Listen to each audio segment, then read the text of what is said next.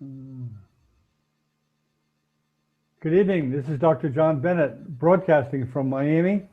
We have another in the series of Parkinson's educational hangouts with Dr. Abdul Rana, neurologist from Toronto, Canada, and a world-renowned Parkinsonism educator. Tonight, Dr. Rana is going to be speaking about multiple system atrophy in Parkinson's part 2. We talked about part 1 a couple of nights ago. Good evening, Dr. Rana. Good evening, Dr. Bennett. How are you doing today? Fine, thank you. About yourself? You're looking fit as a fiddle. Okay, Dr. Rana, let me dive into a question. What clinical features help to diagnose multiple system atrophy?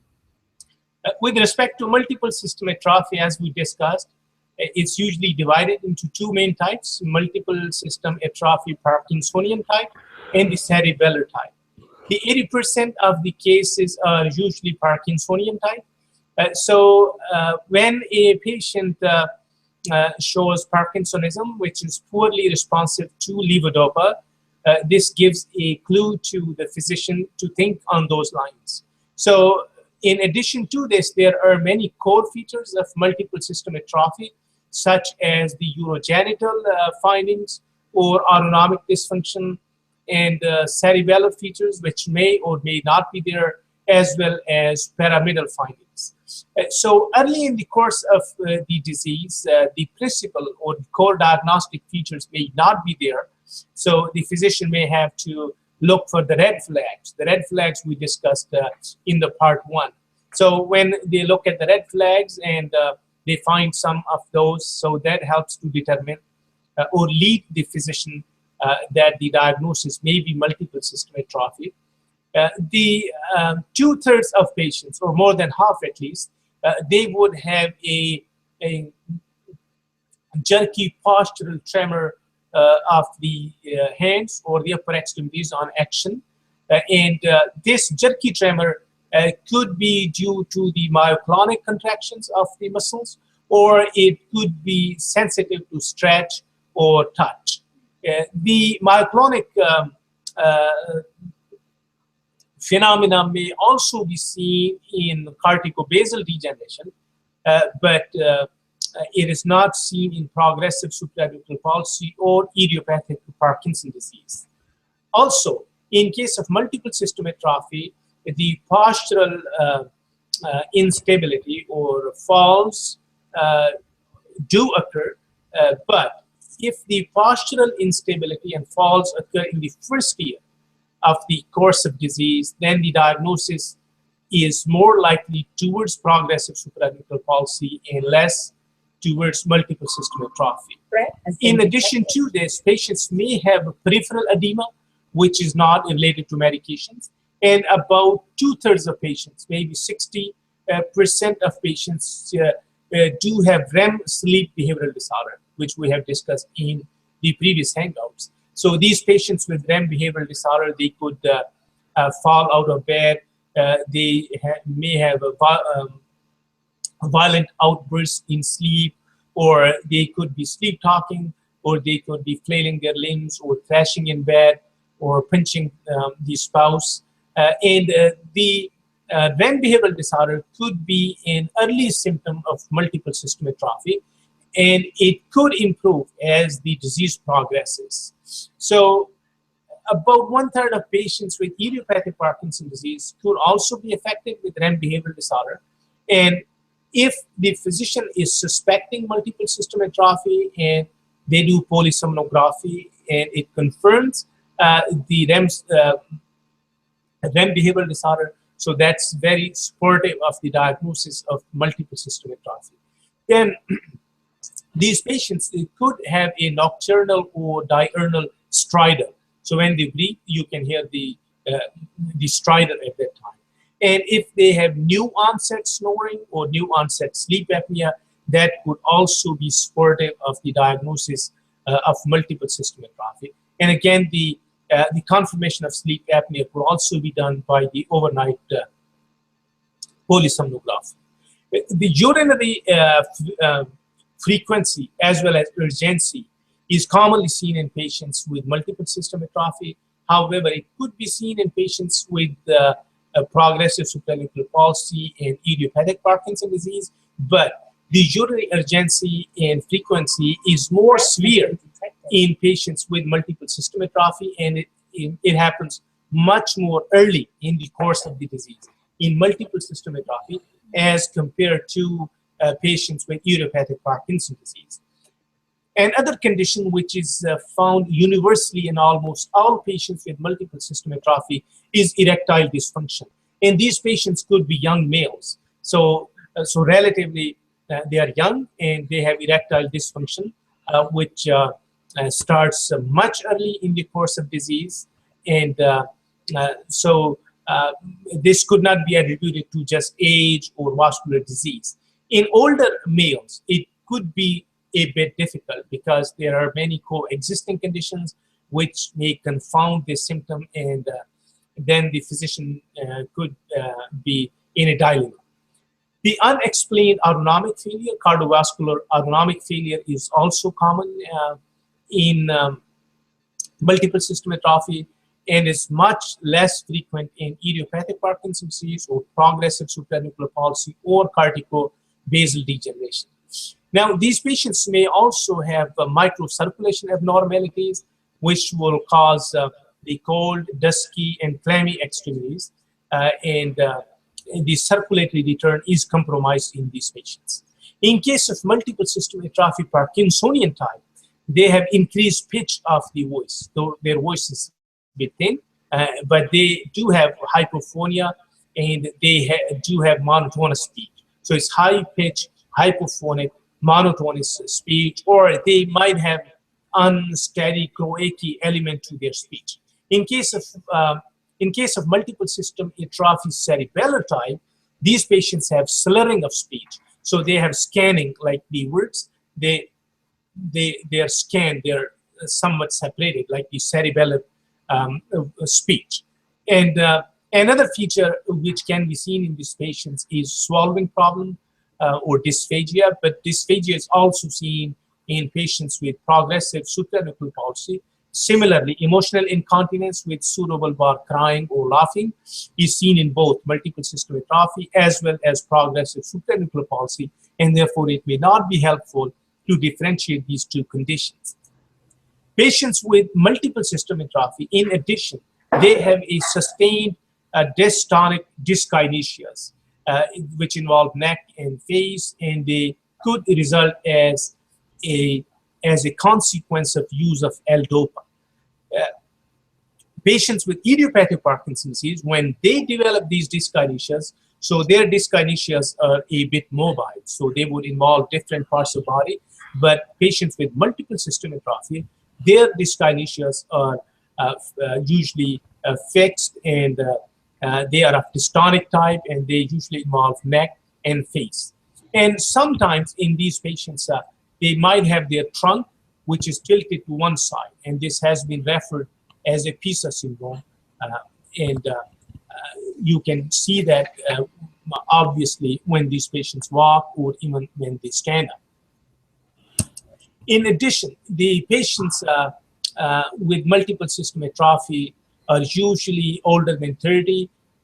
Not to my knowledge, the cases of multiple system atrophy has been reported in patients younger than 30 years of age.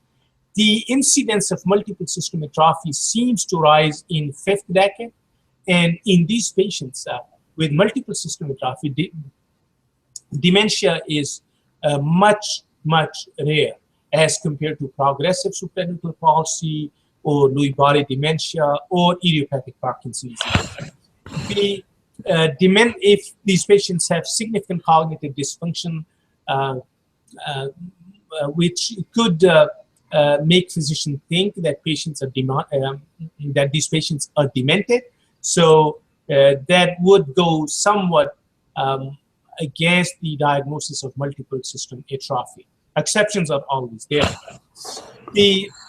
Another thing is familial cases. So not any of the familial cases have been reported in multiple system atrophy in literature, to the best of my knowledge, of course. The progressive supranuclear palsy and corticobasal degeneration, they do enter in the list of differential diagnosis of multiple system atrophy, and eye movements may help to differentiate the progressive supranuclear palsy and corticobasal degeneration from multiple system atrophy. In progressive supranuclear palsy and in some cases of corticobasal degeneration, patients do lose the vertical gaze. In progressive supranuclear palsy, the down gaze is impaired. However, it may not happen early in the course of the disease.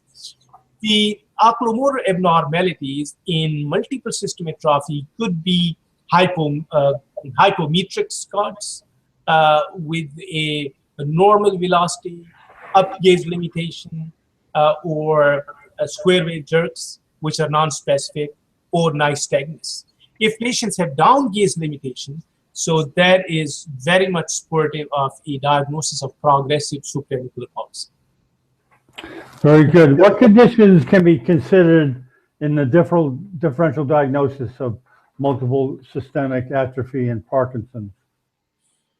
There could be many subtypes of atypical Parkinsonism which can be considered. However, in day-to-day practice, the idiopathic Parkinson disease is the most common condition which could be misdiagnosed in patients who have multiple system atrophy, because patients with multiple system atrophy who are presenting with autonomic dysfunction, they could be taken as a pure autonomic failure with Lewy body pathology.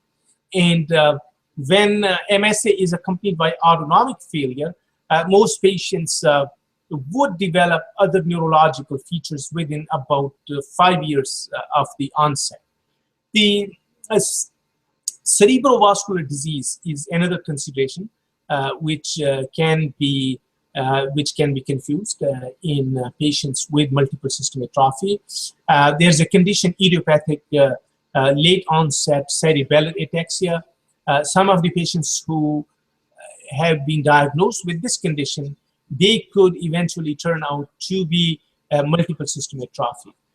The late onset atypical Friedreich ataxia, spinocerebellar ataxia type 2, spinocerebellar ataxia type 3, and fragile X tremor ataxia syndrome, as well as primary progressive multiple sclerosis, could be considered in the list of differential diagnosis when assessing patients with multiple system atrophy.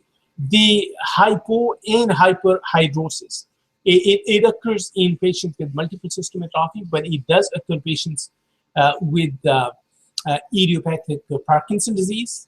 I think pseudomotor testing may help further to divide these two conditions, but I don't think that is of such a significance that would guide the physician clearly in one or the other direction. The autonomic deficits in multiple system atrophy is mainly pre-synaptic, whereas in case of idiopathic Parkinson disease, it's post-synaptic deficit, which causes the autonomic dysfunction. In multiple system atrophy, the presynaptic element is usually normal. And ONF nucleus, which supplies the external anal sphincter and urethral sphincter, it could be involved in patients with multiple system atrophy, and a sphincter EMG may be abnormal in patients with multiple system atrophy, cerebellar type. However, it could be quite uncomfortable doing these invasive testing, and I'm not sure how many centers would consider this. The MRI may show atrophy of olivopontocerebellar areas, as well as hypointense signal in the putamen in patients with multiple system atrophy.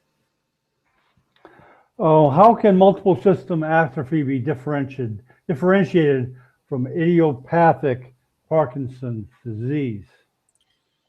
Idiopathic Parkinson disease is much more common in day-to-day practice and is quite asymmetrical. However, certain other characteristics may help to differentiate these two types of patients when idiopathic Parkinson's disease patients don't have a classic resting tremor.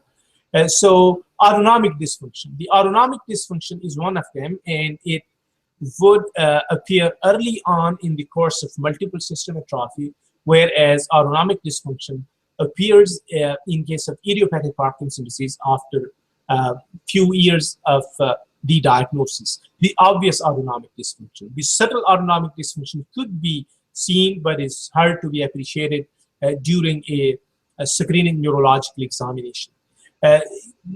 Also, both types of patients, the multiple system atrophy and idiopathic Parkinson's disease, they both could be bradykinetic, but patients with idiopathic Parkinson's disease may have asymmetry, especially early on. One side may be clearly involved as compared to other side. Response to levodopa. Patients with idiopathic Parkinson's disease respond well to levodopa to the extent that most experts take this as a spur to the diagnosis of idiopathic Parkinson's disease, whereas patients with multiple system atrophy would have a poor response to levodopa, and some patients may not show significant response at all. A resting tremor is seen in about 70% of patients with idiopathic Parkinson's disease, although it could be mild and subtle in the beginning, whereas resting tremor is typically absent in multiple system atrophy, usually, but in a very small number of cases, there could be subtle resting tremor seen in these patients, but that is also transient, usually.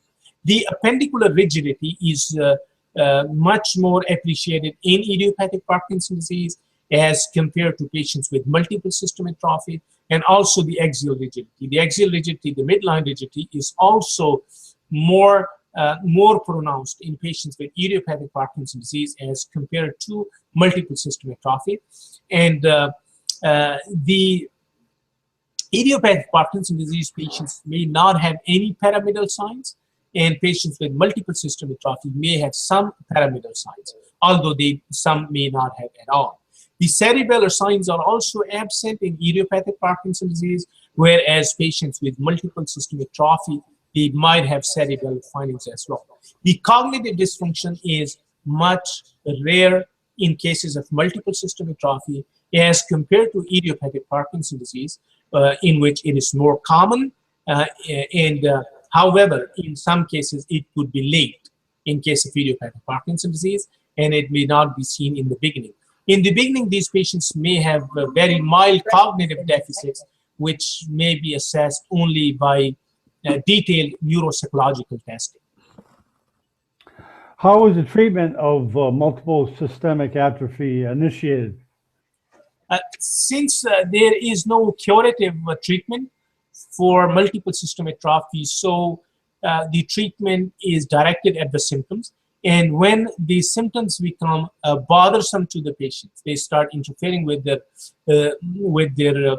quality of life to the extent that they are significantly bothered by them, then the treatment is initiated. With respect to autonomic dysfunction, some of the medications such as ephedrine, these sympathomimetics may be used, but these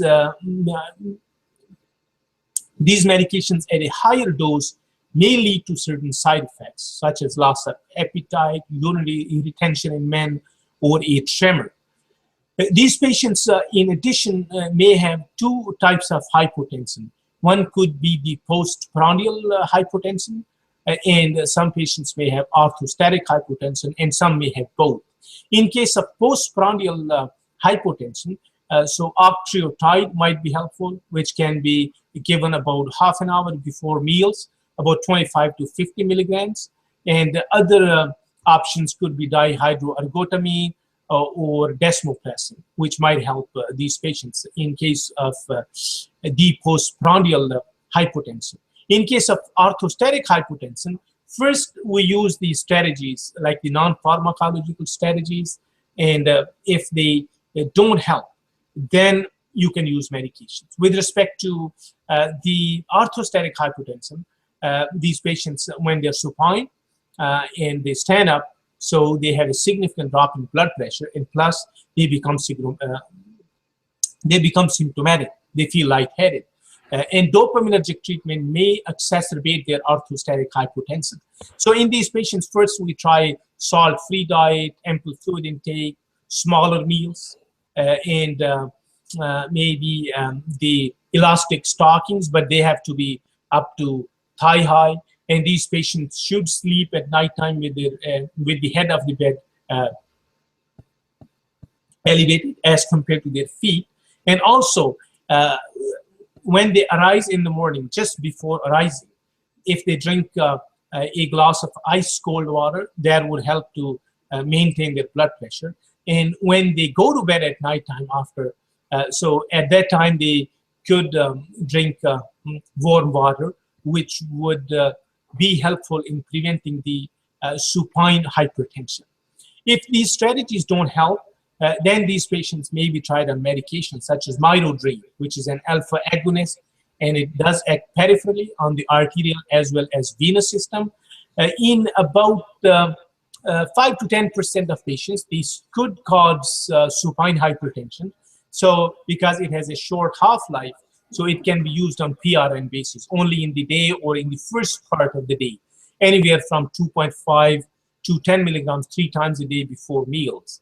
So sometimes fludrocortisone, which is a mineralocorticoid and increases the sodium reabsorption and potassium excretion, could help to increase the blood volume and cardiac output, and it could be started at a very low dose of 0.1 milligram 1 to 3 times a daily, and the dose may be increased. In some cases, it could cause supine hypertension as well as edema and hypokalemia.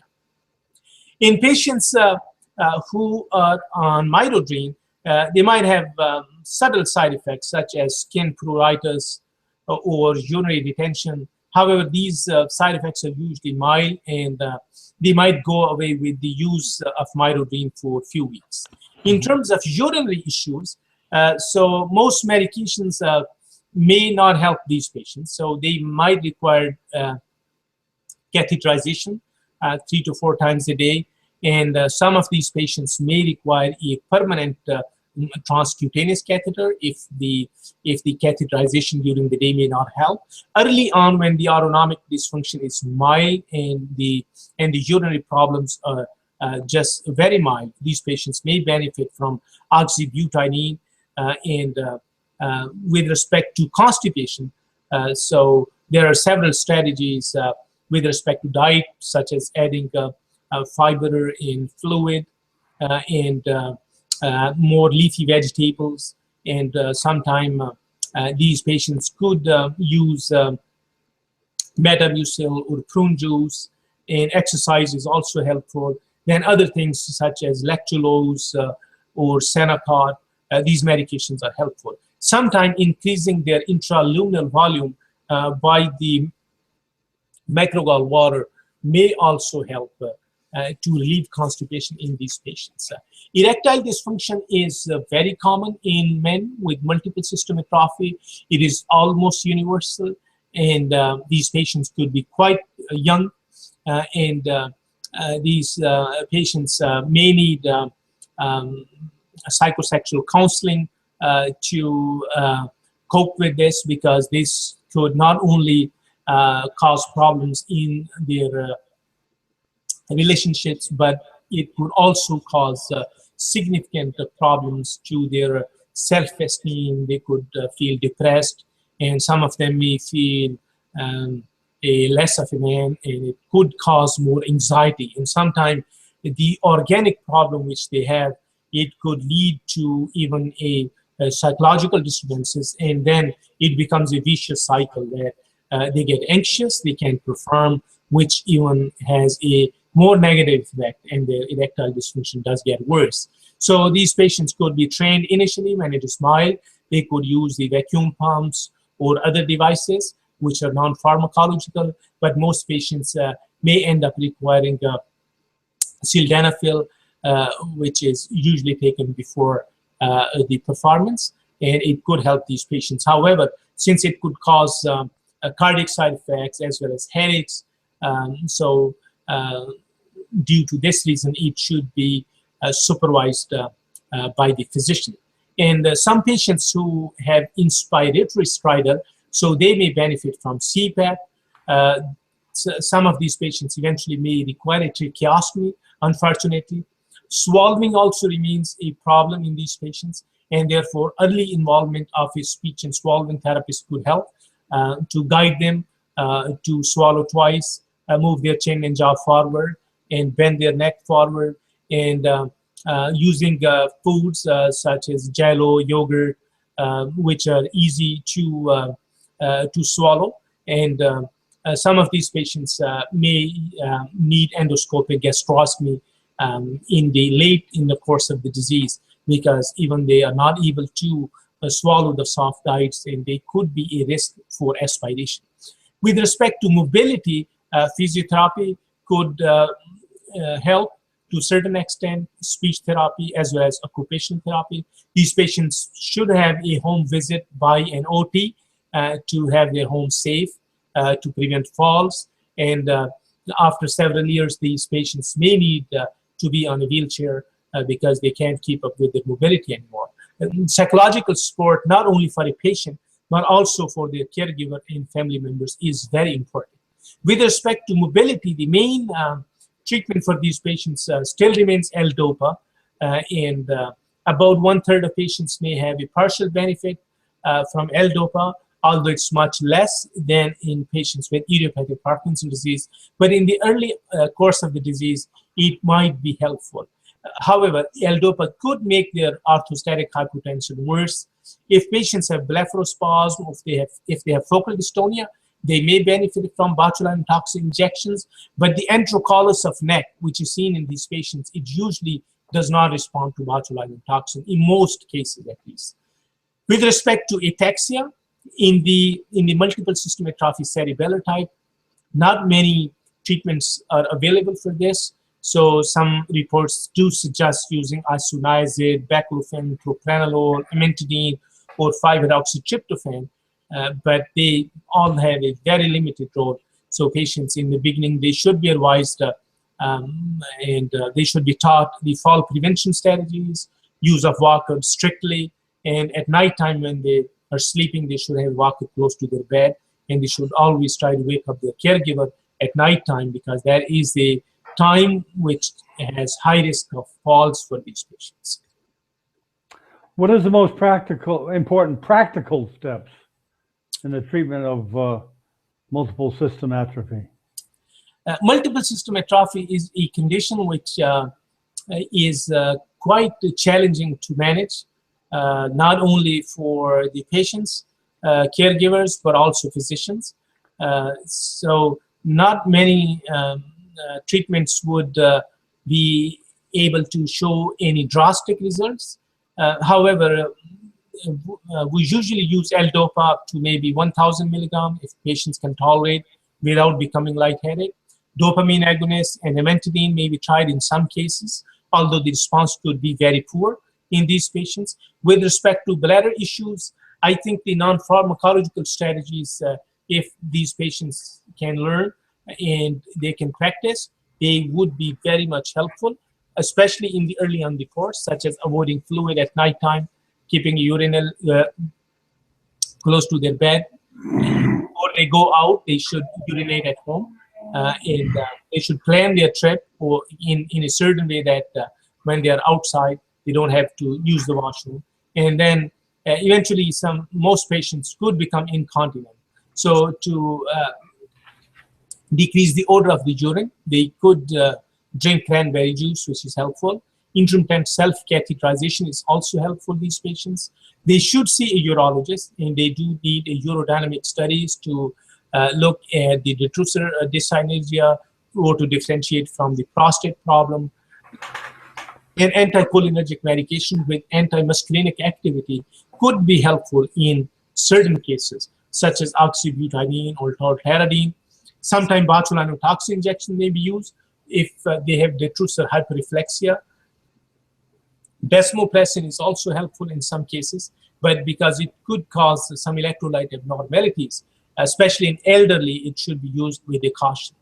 In terms of sexual dysfunction, I think psychosexual counseling, seeing a urologist, and ruling out other causes, such as medications, depression, and any other factors which may be causing these problems, and also a very frank discussion with your partner, being open, and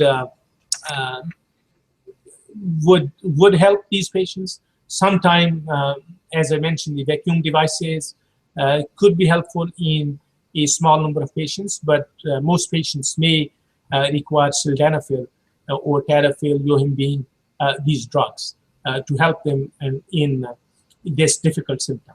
With respect to postural hypertension, these patients become dizzy quite often, so patient education is the key to prevent any falls. Ruling out other causes such as diuretics, beta blockers, antihypertensives. Some patients, when they did not have multiple system atrophy, they are diagnosed with essential hypertension.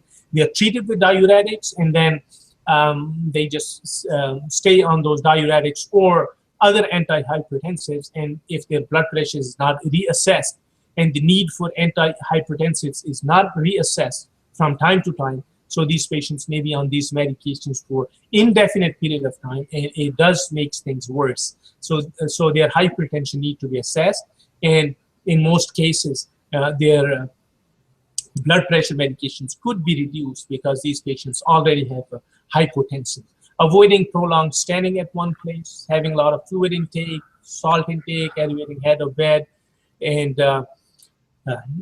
when they sit, they should wait before they stand up, and also after standing up, they should wait so that they become steady on their feet before they start walking. Use a walker. Avoiding excessive exercise as well as alcohol is very important, and especially after heavy meals, because these patients may go out with their family members, and that ends up being a heavy lunch or a dinner.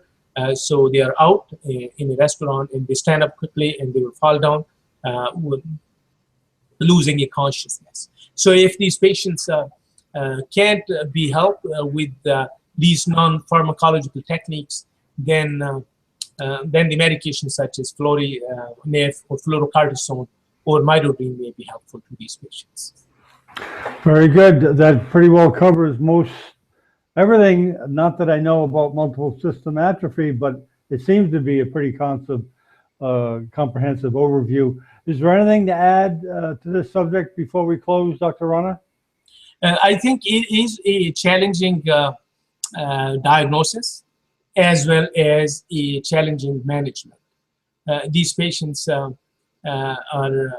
hard to diagnose early on exactly, and then as disease progresses, their symptoms are many. They have diverse symptoms. I think having a very good line of communication between the physician, patient, and the caregiver is very important, so that every symptom patients have that could be brought in attention of the physician, and physician can attempt to address to the best possible extent. Very good. Okay, doctor, thank you for a nice presentation of multiple system atrophy and Parkinson's part 2. And we'll see you tomorrow night. Good night. Sure, thank you very much. Good night. Thank you.